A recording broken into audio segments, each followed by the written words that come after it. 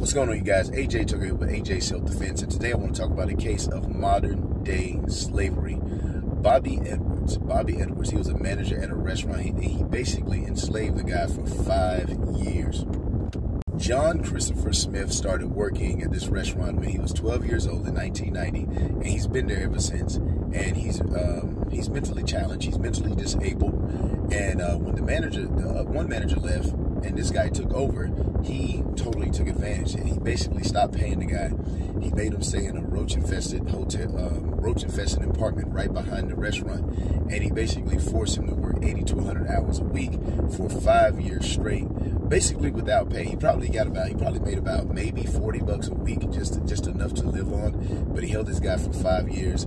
His family would come around looking for him, but every time his family would come, he would hide him in the refrigerator. He would lock him in the refrigerator, not a little, obviously at a restaurant refrigerator, or he would put him in the back somewhere and lock him up. During that time, he administered a bunch of verbal abuse and physical abuse as well, also racial slurs. And finally, after 5 years, he was caught. Now, this story is 2 years old. This is not a new story. It's just coming out on CNN, but this story is 2 years old.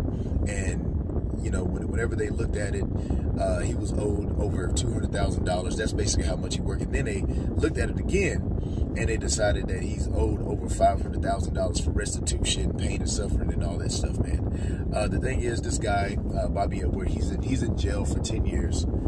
And the thing is, he might not even pay the guy back. So hopefully John Christopher gets his money, he gets to rest, he gets to go on vacation, he gets the help that he needs. Hopefully he can recover from this ordeal, man. But this stuff is going on all the time. Modern day slavery is here. And I know the articles and stuff like that, they say black man held by white man, but it's happening in all races. It's not just happening in this situation, it's happening in all races. And so human trafficking is alive and well.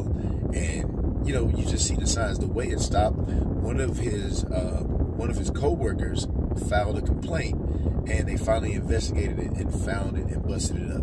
But I'm glad that it was busted up, but I hate that it went on for 5 years like this. And hopefully he can take a rest, he can chill out for a little bit, get his money and recover. But like always, folks, keep your head on the swivel, man. That's all I got right now, man.